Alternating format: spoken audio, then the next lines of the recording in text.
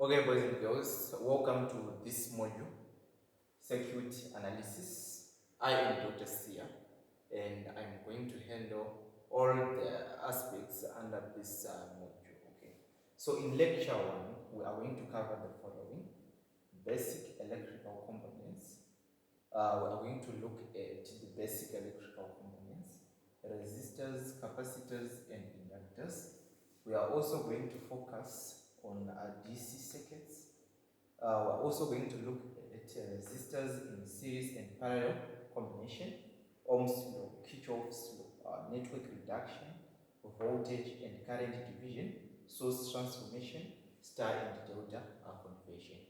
Circuit analysis, it is a basic subject. Okay, if you check, all these subtopics are basic subtopics. You are supposed to understand these subtopics if you want to start courses like electrical and electronics engineering. If you are doing electronics and communication engineering, you are supposed to understand all these things. Okay, thank you. I'll see you